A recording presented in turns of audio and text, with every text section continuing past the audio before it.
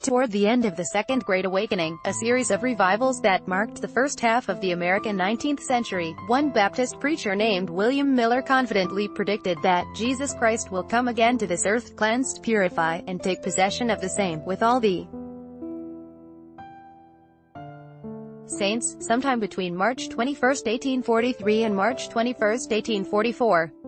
Based on his complex calculations derived from the Bible, the minister was certain that the millennium would arrive no later than that spring day, when melting snow often still blankets the woods of the preacher's native upstate New York.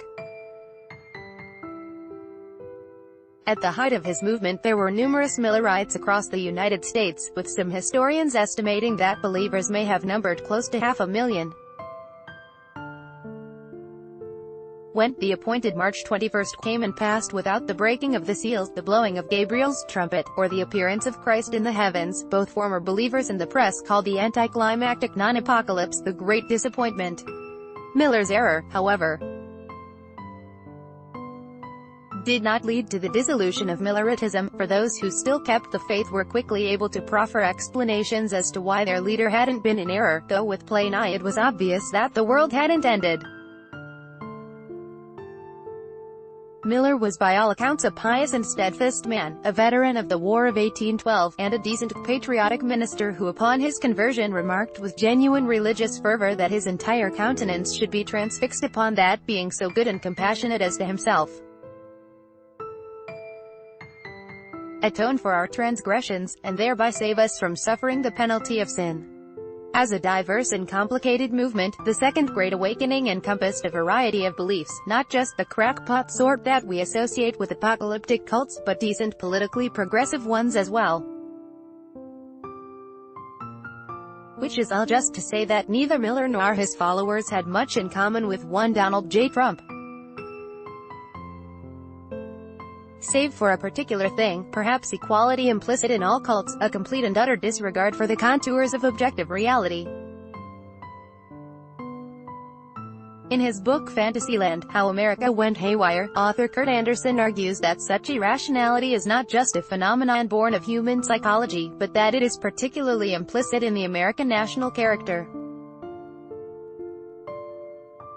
He identifies the tendency of letting the subjective entirely override the objective, and people thinking and acting as if opinions and feelings were just as true as facts, as being characteristic of American, magical thinking, anything-goes relativism, and belief in fanciful explanations, small and large fantasies that console or thrill or terrify us. In that regard, there is a common characteristic between Miller's followers waiting for the world to end and Trump's followers seeing him make America great again, holding to their faith regardless of all evidence to the contrary. Awash in declarations that anything unfavorable is fake news, as if such a mantra could nullify all that his supporters don't like, pining with eschatological yearning for the moment when America will be made great again, and policing the contours of national purity. Trumpism is far from a benign cult, but rather the most dangerous and destabilizing movement in the world today. For the most extreme of his partisans, American greatness is a millennial moment, with some factions of the far right referring to their messianic president as the Emperor God. By all appearances, as we approach the midpoint of Trump's second year in office, that is what Trumpism has become, a millenarian personality cult which invests its leader with an arbitrary, relativistic authority where he can define truth as being whatever he says it is, which psychologically justifies all manner of transparently corrupt and malignant policies embraced by his adherents. Such a diagnosis was made by Greg Grandin in The Nation last January, who upon analyzing Trump supporters' unwillingness to ever condemn any aspect of the administration, or to explain away the myriad inconsistencies in thought and behavior exhibited by the president, as being hallmarks of extremist religion. Grandin explains that Trumpism is a death cult. Don't take this as the assessment of another liberal with so-called Trump derangement syndrome, none other than Republican Senator Bob Corker of Tennessee, who was an early supporter of Trump, argues much the same thing, as reported by Jordan Carney in The Hill on Wednesday, that we are in a strange place.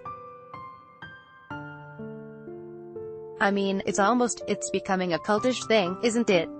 And it's not a good place for any party to end up with a cult-like situation. If that doesn't strike you, then consider the president's own son, Donald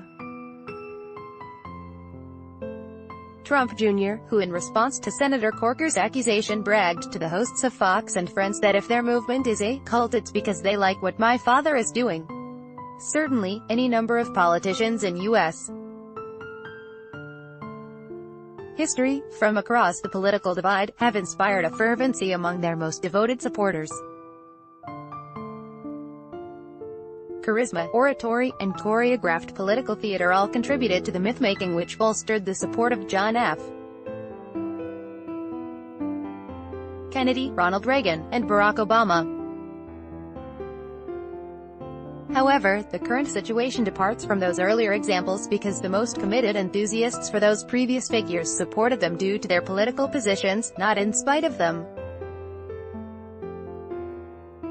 As such, there was a tethering to objective reality that the hardcore fringe of Trumpists have abandoned. While most people will rationalize away their favored politicians' inconsistencies, the majority of Trump supporters seem to completely overlook not only his deviations from conservative orthodoxy, which could at least be offered as an explanation for his initial support, but his relentless, dizzying flip-flops on his own positions as well. To borrow from the president's own anemic vocabulary, consider the tremendous example of how with whiplash alacrity he's gone from condemning North Korean dictator Kim Jong-un as Little Rocket Man, to now appraising him as a very talented young man who loves his country. Most worryingly, and maybe with a bit of envy, Trump stated that Kim's people love him, perhaps thinking of the terrifying and obviously staged mass pageants in North Korea. If we were only reflecting on a politician being inconsistent in rhetoric, that would be one thing, and even if we were only still discussing the foreign policy contradictions that allowed the administration to abandon the relatively strict Iranian nuclear deal while embracing a flimsy agreement with Kim that gets nothing while conceding much, we could simply chalk that up to Trump and Secretary of State Mike Pompeo's exceeding amateurishness. Where we do see intimations of a cult are in the right-wing media's reaction to the Singapore photo op, with Fox News correspondent Sandra Smith attacking Republican Senator Marco Rubio of Florida for his criticism of Kim, asking the senator if his condemnation of one of the most murderous tyrants on earth was actually about the president. In just a few months we've gone from threatening to rain down fire and fury on North Korea to our equivalent of state-run media defending that country's Stalinist regime, all because Trump happens to like Kim after they got lunch together. Cliché often has the ring of truth, so I'll say without too much critical embarrassment that the whole thing has a whiff of Orwell about it. Something has been fermenting within the more extreme currents of contemporary American conservatism for a while, something that in Trumpism seems to finally be metastasizing into a full-on political cult. That the hallmarks of this particular cult, Trumpism's casual cruelty, valorization of garish commercialism, and vulgarity seem a far cry from the sorts of millenarian, communal groups we associate with periods like the 19th century's Second Great Awakening religious revivals as of no accounting. Rather, the death cult that is Trumpism has completely subsumed the GOP, so that now the standard-bearers for the party of Lincoln are men like Corey Stewart, the Minnesota-born Confederate apologist and avowed white supremacist who was selected as Virginia's GOP candidate for the U.S. Senate, and Representative Steve King of Iowa, who unapologetically retweeted a prominent British neo-Nazi last week. There is a disingenuousness among moderate Republicans who cynically brainwash the bulk of their supporters with Fox News conspiracies for the better part of a generation only to now find themselves actually governed by the sorts of folks who believe those theories. At Esquire, Charles Pierce makes the important point that the cultist perspective of Trump supporters has been inculcated on the right for a very long time. The disregard for the truth, the defense of anything no matter how heinous, the dehumanization of marginalized people. All of this runs so deep and for so long that at the New Republic last month Kevin Baker made a credible argument that it'll take truth and reconciliation committees for our nation to sort out the disarray in which we find ourselves. What is there to be done in the meantime? Conservative never-Trumpers not only have a role, they have a responsibility in grappling with the fruits of a cynical legacy that allowed Trump to come to power. The rest of us are tasked with every legal means to remove the president and his supporters from their positions of power. What we must contend with is that we are dealing with not a traditional political adversary, but a death cult. Good-faith liberals who hold that dialogue and rational argumentation will somehow convince the hardcore of Trump's supporters that they're wrong or motivated by a stunning naivety. They'd do well to keep in mind the observation of the religious studies scholar Richard Lanz, who observed that millennial grand narratives carry an elating coherence that skeptical dismissals cannot hope to touch, and even postmodernism does not escape. He explains that millennial conspiratorial worldviews are the mother of all grand narratives, and so for Trump's most extreme supporters there is no evidence that can be presented to make them reconsider their positions. It is, of course, a moral duty to engage our fellow citizens in dialogue, but the hope that such discourse will convert hardcore Trump supporters in any great number is a strategically losing proposition. If some Trump voters should realize their error, then all the better, but the most important legal and political goal of the Democratic Party must be both jetting out the vote for likely supporters and ensuring that those who want to and can vote are able to do so. Diverging resources from that goal in the hopes of convincing people who can't be convinced that they're wrong would be a profound misstep. Trump may be distant in demeanor and theology from the preachers and founders of intentional communities which marked that earlier period in American history, but he's developing a cult which denies objective reality as fully as Miller's partisans awaiting to greet Christ on his return one warm day in 1844.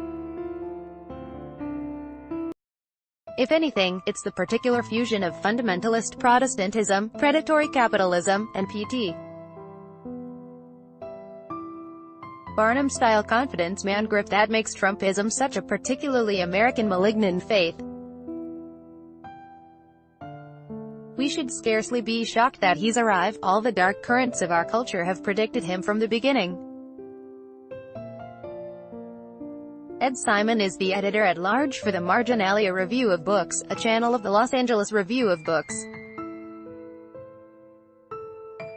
A frequent contributor at several sites, his collection America and Other Fictions, on radical faith and post-religion will be released by Zero Books in November of 2018. He can be followed at his website or on Twitter at @WithEdSimon.